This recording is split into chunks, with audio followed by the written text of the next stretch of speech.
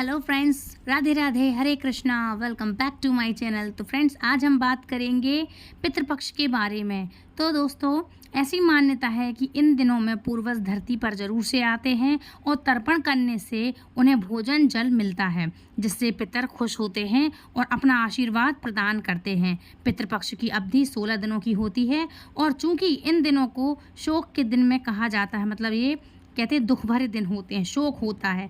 ऐसे में इस दौरान सभी तरह के शुभ कार्यों पर रोक लगी होती है। क्या है, सभी को जल देते हैं, जो लोग जल की प्रक्रिया जो करते हैं, जिनके यहाँ कोई गुजर गया है, शांत हो गया है, तो उसके हिसाब से कोई भी ऐसा कोई शुभ कार्य ना करे किसी भी तरह का कि कोई बोले कि अरे हम तो शादी में बिजी थे, हम तो ये करने में बिजी थे, हम तो करने में बिजी थे। इसी के कारण ही भगवान ने खुद कुछ ऐसे प्राकृतिक नियम बना दिए हैं कि ये कुछ दिन होते हैं, प्रकृति के 16 दिन, जो सिर्फ पितरों के लिए अर्पण होते हैं, ताकि आप कोई बहाना ना मार सकें और अपने पितरों को प्रसन्न करने में बिल्कुल भी कंजूसी ना करें। और समय की तो पाबंदी कोई है ही नहीं।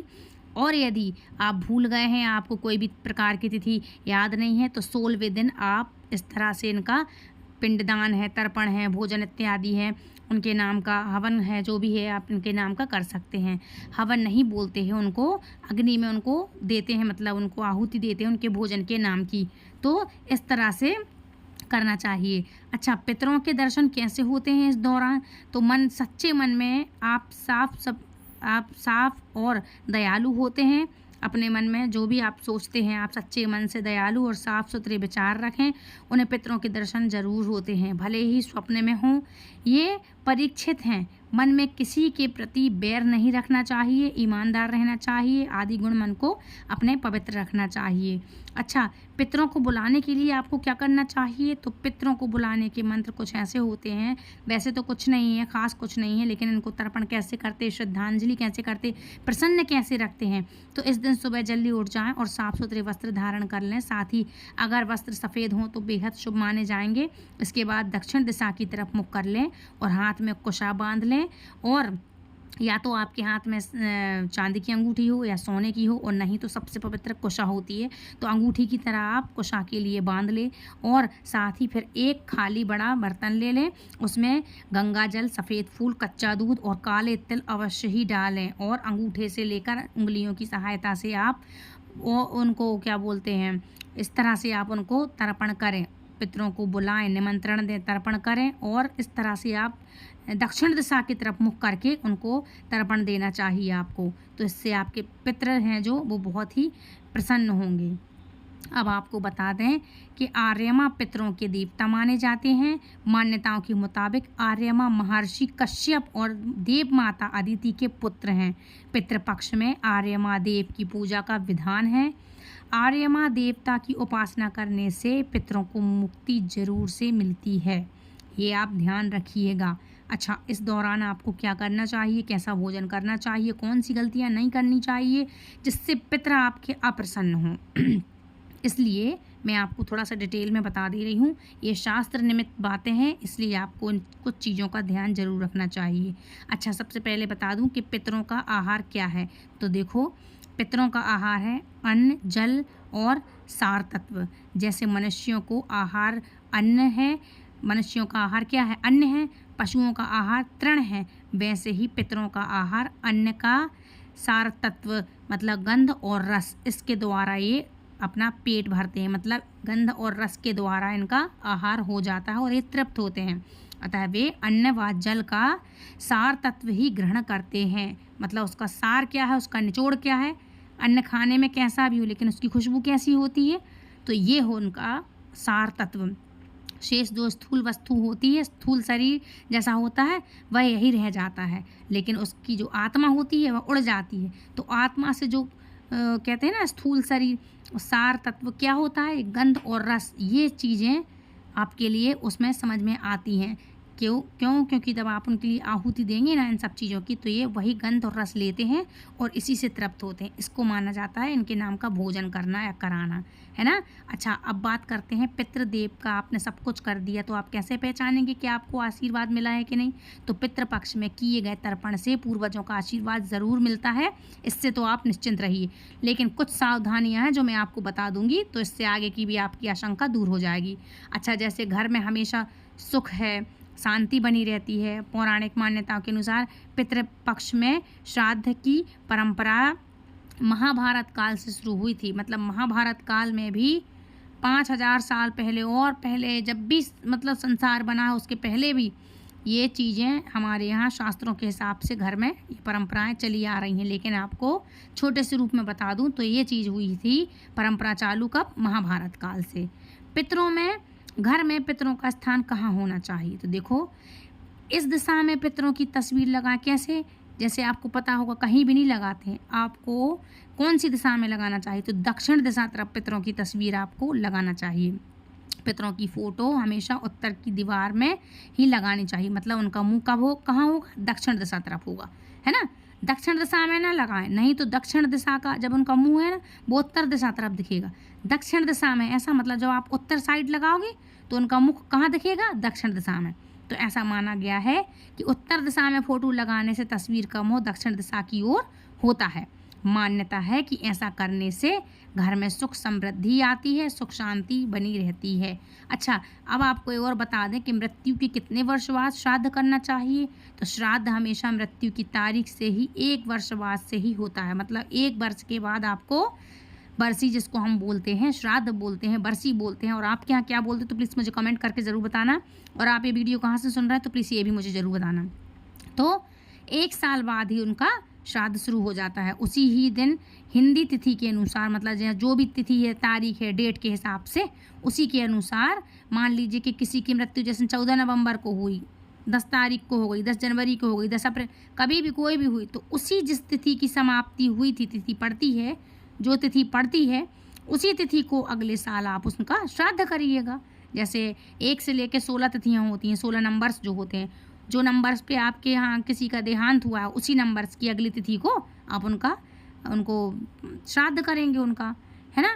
अच्छा, पितरों का पानी कौन दे सकता है, कौन कौन दे सकता है। तर्पण, पिंडदान, श्राद्ध और दान करने के लिए कोई भी विशेष नियम नहीं होता है। इनको हमेशा कौन पानी दे सकता है, तो इनको देखो पुत्र है, पौत्र है, भतीजा है, भांजा है, कोई भी श्रद्धा के अनुसार इनका आप पितृदान, तर्पण है, अपनी श्रद्धा से दान है, इनकी विशेषकर कोई भी चीज़ है, नियम इनका कोई भी ले सकता है ना। तो इस तरह से आपको करना चाहिए। अच्छा, अब बात कर लेते हैं कि इस दौरान आपको ऐसी कौन कौन सी चीज़ें हैं जो आपको करना नहीं चाहिए, कौन सी चीज़ें जो ब्राह्मण देव को आपको नहीं खिलाना चाहिए, नहीं तो पितृ आपसे अप्रसन्न हो जाएंगे। अच्छा, मनुष्य तृप्त पितृपक्ष में अपने श्राद्ध को, अपने मित्रों को याद करता है और तर्पण करता है, श्राद्ध करता है, पिंडदान करता है। जो लोग कितने भी बड़े पापी क्यों ना हो, मर गए हों, कुछ भी हो, शरीर छोड़कर जा चुके हो, कितने भी बड़ा पापी हो, वो मर गया हो, अगर उनकी संतान सुपात्र हो तो उन्हें उस मरे हुए लोगों को भी नरक में से निकाल कर उनको स्वर्ग पहुंचा सकती है ना, भगवान के चरणों तक ले आ सकती है। अच्छा, इन 16 दिनों में अपने देवलोक में इनको पहुंचा सकती है, भगवान तक उनको पहुंचा सकती है, ऐसा कार्य कर सकते हैं हम। अच्छा, जो लोग एक्चुअली में संतान इसलिए उत्पन्न करते हैं या नहीं करते हैं कि हमारे बाद हमारा वंश कैसे चलेगा। लोग आजकल संतान उत्पन्न क्यों करते कि हमारे बाद हमारा वंश कैसे चलेगा, हमारी संपत्ति का वारिस कौन होगा, इसलिए करते हैं कि हमारे बाद हमारे पितरों को तर्पण हो सकेगा, हमें जल मिल सकेगा, हमारा तर्पण हो सकेगा, हमें भी जल मिल सकेगा मरने के बाद। इसलिए पिंडदान कौन करेगा, है ना।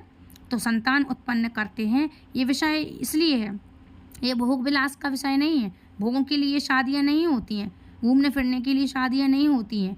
एक सुयोग्य संतान जो हमारे और हमारे कुल को तार दे, है ना, इसके लिए संतान उत्पन्न की जाती है कि हमें और हमारे कुल को तार दे, हमें पिंडदान दे, हमें हमारा तर्पण करे मरने के बाद। इसलिए इंसान अपना सोचता है कि हमारे यहाँ पुत्र हो, है ना। सुयोग्य संतान जो हमारे लिए होगी तो वो हमारा श्राद्ध करेगी, हमें तर्पण देगी, हमें तृप्त करेगी, हमें नरक में नहीं जाना पड़ेगा, है ना।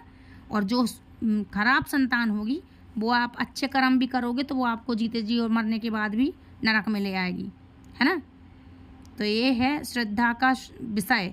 अच्छा, आप सच सच बताना कमेंट बॉक्स में कि आप लोग में से कितने लोग ये ऐसा मानते हैं, जिनको यह पता है कि श्राद्ध में हमारी संतान ही हमारे लिए मतलब सुयोग्य है, या कैसी है हमारी संतान उत्पन्न करते क्यों हैं, वंश चलाने के लिए, पिंडदान करने के लिए, हमें तृप्त करने के लिए।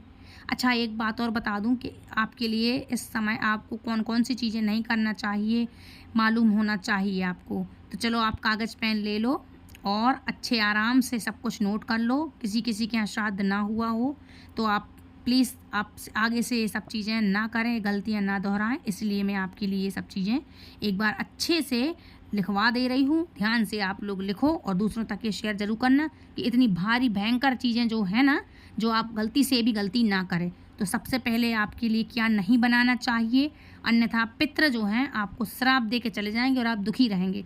तो इसलिए मैं आपको सबसे पहले बता दूं कि कौन सी गलतियां आपको भूल कर भी नहीं करना चाहिए। तो पितृ में आपको क्या नहीं बनाना चाहिए, तो सबसे पहले आपको राजमा आपको नहीं बनाने चाहिए।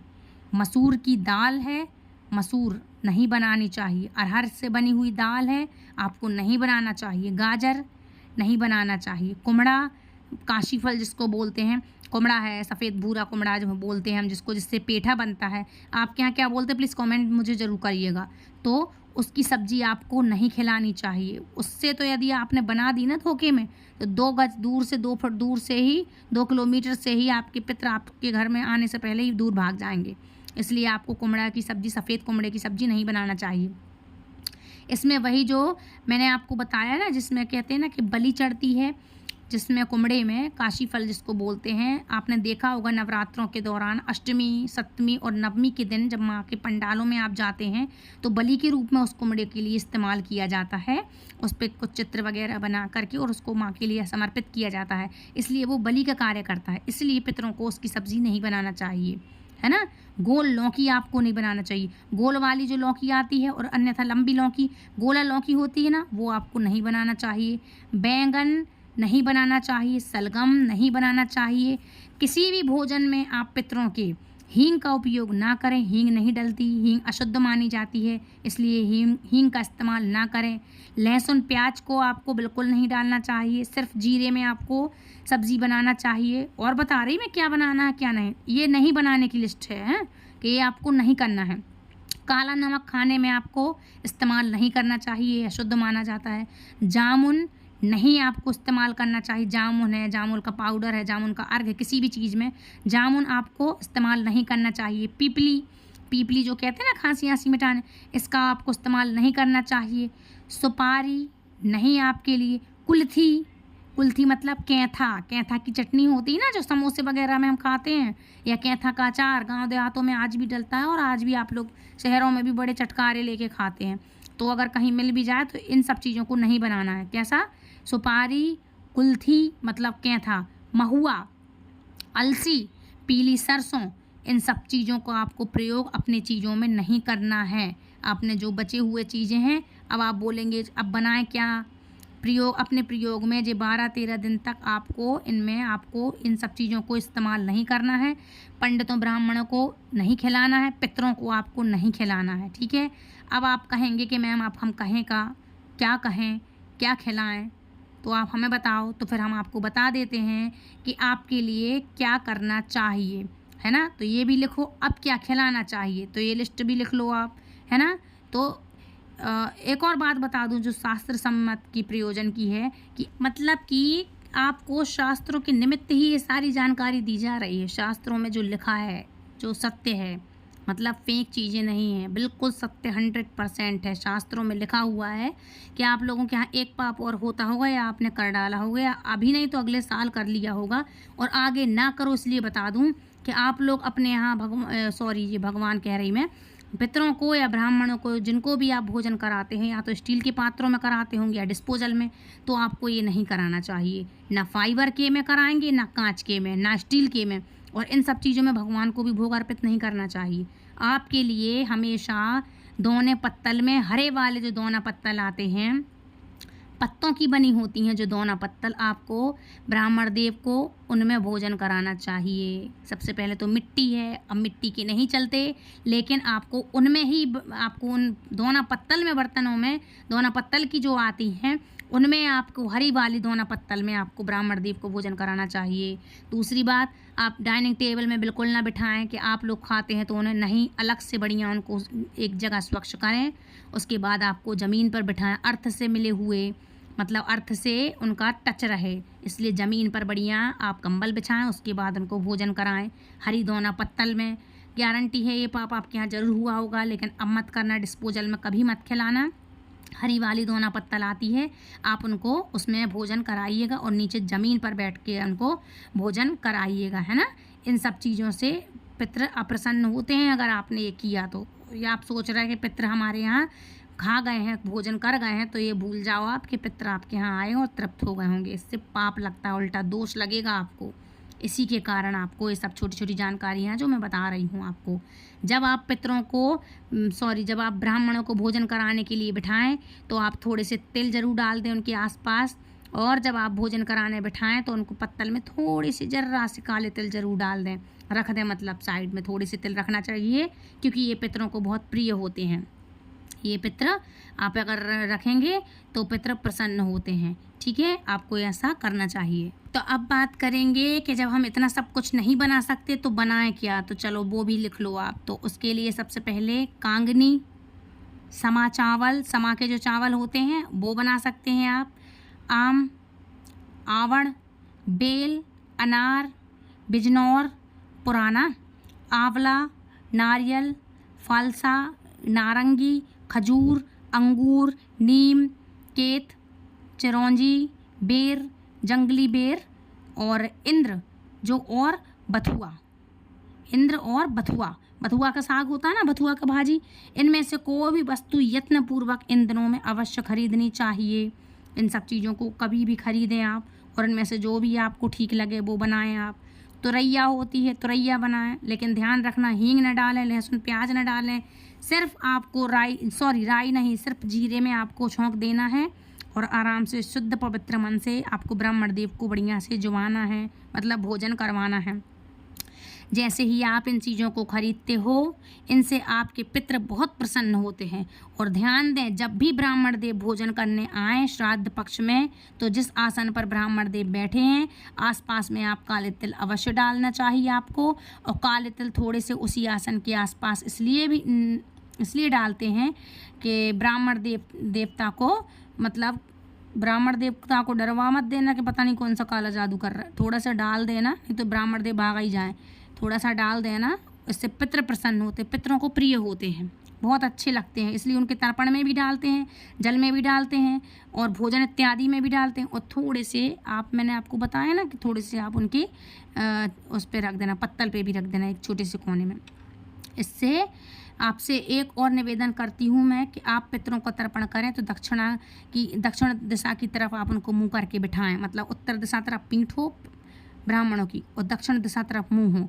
इस तरह से आपको उनको इस दिशा तरफ भोजन कराना चाहिए। किसको? जब जे ब्राह्मण देव आपके यहाँ आएंगे, बढ़िया गरम गरम आप भोजन कराएं।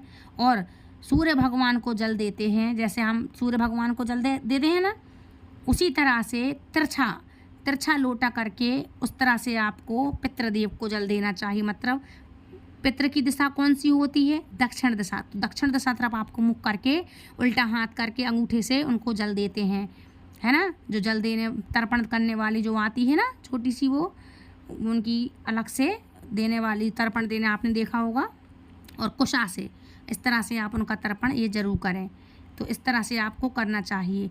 अब बात करते हैं कि पितरों के निमित्त हमें और क्या करना चाहिए। तो जब भी ब्राह्मण देवता पितृ का जब भोजन करके उठें तो उनसे आपको निवेदन जरूर करना चाहिए कि जो भी हमसे भूल हो गई हो उससे कृपा कर आप क्षमा करें।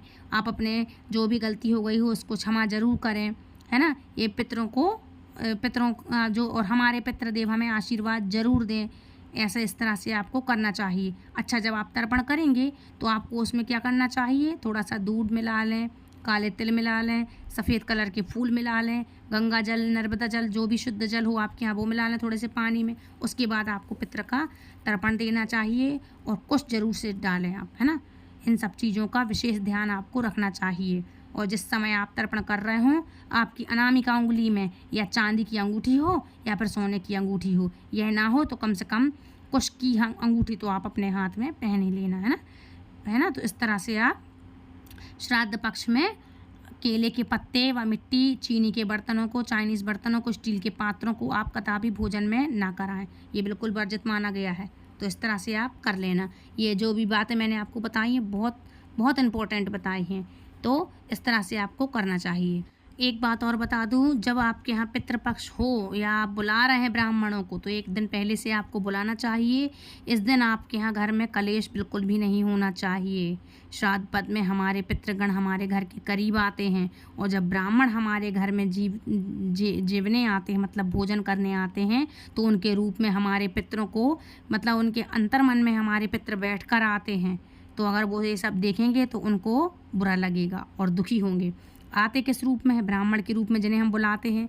कौवे को ज़रूर खिलाना चाहिए, कौवे के रूप में आते हैं। किसी कुत्ते के रूप में आ सकते हैं, है ना, और गाय के रूप में ज़रूर आते हैं। तो इस तरह से आपको खिलाना चाहिए। श्राद्ध का खाना, श्राद्ध पक्ष में कुछ ना कुछ अवश्य आपको इन चीज़ों को, इन जंतुओं को खिलाना चाहिए। काला कौवा हुआ, काला कौवा कहीं मिल जाए तो अवश्य खिलाओ। जब घर में कलेश हो रहा होता है ना, तो श्राद्ध पक्ष में बहुत आवश्यक है कि पूरा 16 दिनों तक आप सावधानी रखें। जिस व्यक्ति के नाम का श्राद्ध पक्ष है, घर में जिस घर में लेट से उठते हैं, घर में जो लोग जिनके यहाँ श्राद्ध पक्ष चल रहे हैं और लेट से उठते हैं, उस घर में हमेशा कुछ ना कुछ उल्टा सीधा लगा ही रहता है। गलती से भी टाइम बे टाइम झाड़ू पोंछा न लगाएं, है ना। सूर्योदय के बाद आप घर में उठ रहे हैं, उसके बाद आप नहा रहे हैं, पहले खाना बना रहे हैं, फिर नहा रहे हैं, तो इस तरह से आपको नहीं करना चाहिए। एक बात और बता दूं, श्राद्ध पक्ष के दौरान आपके लिए भैंस के दूध की बनी हुई खीर आपको नहीं खिलानी चाहिए, क्योंकि भैंस कौन है? यमराज जो होते हैं वो भैंसा पर सवार रहते हैं। और भैंसा कौन है? भैंस जो होती है, भैंसा की कौन होती है? माँ होती है। तो उनके दूध की जब वो खीर खाते हैं पितर, और जब जाते हैं तो भैंसा को बहुत ही कष्ट होता है। इसलिए यमराज पितृलोक में जाकर सबसे प्रार्थना करते हैं कि अपने पितृलोक में पितृवासियों से कह दो कि जब पृथ्वी पर जाएं पितृ बन के, तो वो भैंस की दूध की कोई भी चीज़ को, वस्तु को स्वीकार ना करें। इसलिए पितृलोक में ये नियम है कि जब पितृगण नीचे आते हैं पितृपक्ष में हमारे पितृ, तो वो भैंस के दूध की खीर वगैरह नहीं खाते हैं, उसका दही नहीं खाते। गाय है 100% पता है आपको कि जो गाय का सामने का निकला हुआ है दूध, तो उसकी खीर आप बना सकते हैं। और अगर आपके घर में है, आप सामने निकलवा के लाएँ तो ही बनाना, नहीं तो हमारे यहाँ के मिल्कमैन भी ऐसे हैं कि कुछ का कुछ मिला के लाएंगे और कह देंगे ये तो प्योर गाय का है। कितना भी आप कह लो, लेकिन वो उल्टा ही बोलेंगे, थोड़ा बहुत मिला ही देंगे। इसलिए इन पे विश्वास ना करें।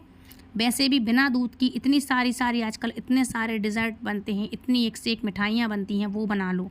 लेकिन गलती से भी भैंस के दूध का आपको कोई भी चीज़ का उपयोग नहीं करना चाहिए इस दिन। पनीर नहीं तो आप ले आए, पता चला पनीर बन गया, तो ये सब चीज़ें आप गलतियाँ ना करें, क्योंकि ऐसा पितरों के निमित्त जो पितरों के स्वामी हैं पितृलोक के, उन्होंने क्या बोला? एवं अस्तु, मतलब आप जैसा कहते हैं वैसा ही हो। इसलिए श्राद्ध पक्ष में भैंस के दूध की खीर वगैरह नहीं बनती है, नहीं तो पितृ देवभ्रष्ट हो जाते हैं और आपके पितृ बिना खाए पिए ही चले जाते हैं। इसलिए ये चीज़ें नहीं करना चाहिए। चाहे तो आप हलवा बना लें। तो फ्रेंड्स, आई होप आज की वीडियो आपको पसंद आई होगी। यदि वीडियो पसंद आई तो प्लीज़ वीडियो को लाइक शेयर कमेंट कर चैनल सब्सक्राइब करें, बेल आइकन को ऑल पे प्रेस करें ताकि आने वाली वीडियो की नोटिफिकेशन सबसे पहले आप तक पहुंचे। यदि आप हमारे चैनल से पहली बार जुड़ रहे हैं तो वीडियो को लाइक शेयर कमेंट करके चैनल सब्सक्राइब कर लें और दूसरों तक शेयर ज़रूर करें। मिलती हूँ नेक्स्ट वीडियो में, तब तक के लिए राधे राधे, हरे कृष्णा, हरि बोल।